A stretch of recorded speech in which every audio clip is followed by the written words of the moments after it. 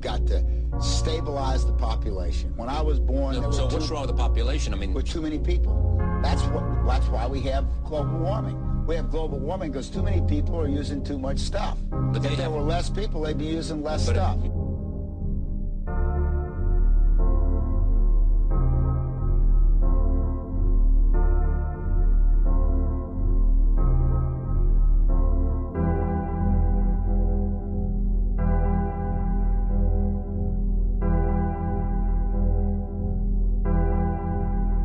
While we're talking about sustainability, we have to have sustainable human numbers. We've got to get serious about family planning and stabilize the population.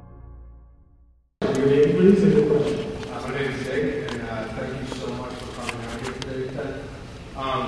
You stated before that you want to see a 95% population reduction from present levels to bring us down to 250 to 300 million people, if I'm not correct. Now, many people... Well, let me just correct that, because that's not really true. I'm trying to remember. Paul and Ann earlier, we had a meeting. They're big population experts out of Stanford University. And I had thought in terms of that, but Paul already told me we need he thinks we need the right number is about 2 billion people, which is about a third where we are. That way we would have enough people to have a commercial airline industry, although right now I'm not sure whether we'd be better off without it or not. Joking, but the service is so low. But the 2 billion is the number that everyone could live at a decent standard of living, like the average American or European. Obviously, we could probably support 8 or 10 billion if we live like the average African or Indian person from India. But do we want to live like that? Don't we want to? Those of us who like to have a car, would like to have color TV, would like to have a refrigerator and air conditioner, which only a very few people in the world have. There's not enough resources in the world to supply 6.5 billion people, yet less 8 billion with those basic, what we consider basic things. Well, my question for you with that in mind is various different people have posited different ideas of how to achieve this reduction. Prince Philip of the UK said and Henry Kissinger stated food control and possibly genetic modification of food as a way to hold back third world populations. And with that in mind, is your substantial funding of the endlessly controversial polio vaccine in the third world, is that a contradiction of your desire to reduce population levels, or is it some sort of cloaked instrument to actually achieve this? Thank you.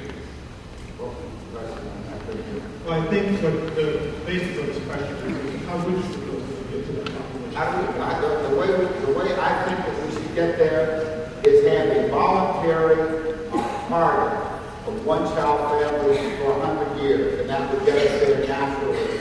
We're back there down to around 2 billion if we had one child per family like they do in China now. Are you saying I hate to interrupt you, but we have a line, so why don't we let the next person come forward? Thank you. Thank you, Mr. Turner. Last week in an interview on Charlie Rose, you stated that we need to immediately address the situation of global warming by stabilizing the global population. But one thing, it's going to take dozens of things to stabilize global warming. Dozens of things. Energy savings, more efficient clean energy systems with solar and wind and lots of other things. Right, sir. And indeed, you mentioned the fact that, quote, there was too many people using too many things, and that's the origins of our problems. However, I find that quite incongruous with the fact that you are the largest landowner in the United States with over 2 million acres, and you are... No, less than 2 million. Slightly less. But those acres are being managed in a more environmentally friendly, less carbon dioxide producing than any other land anywhere in the world.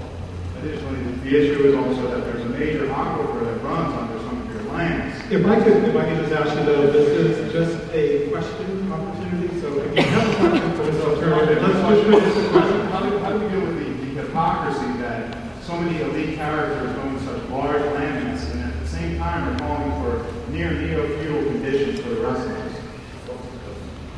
Thank you. This question had to do in terms of the amount of ownership that okay.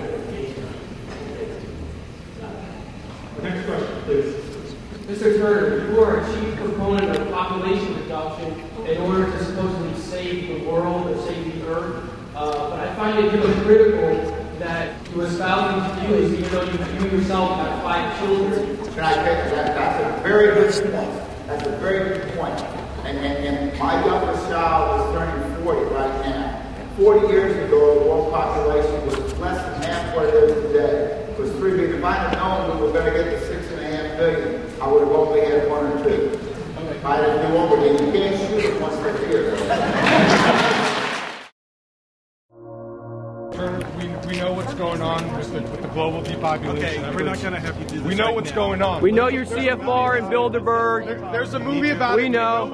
We know you love China.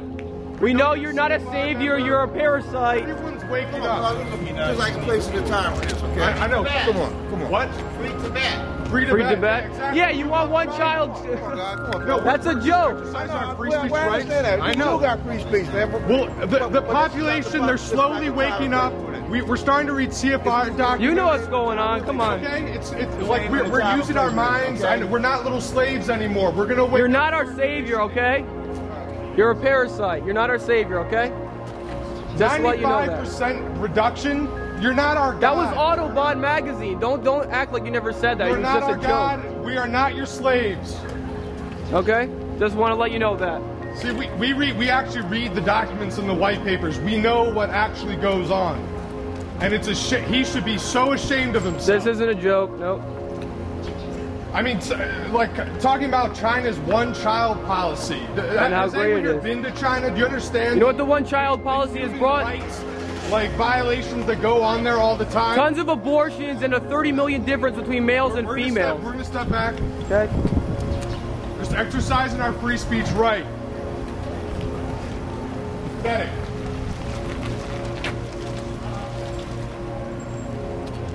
Pathetic.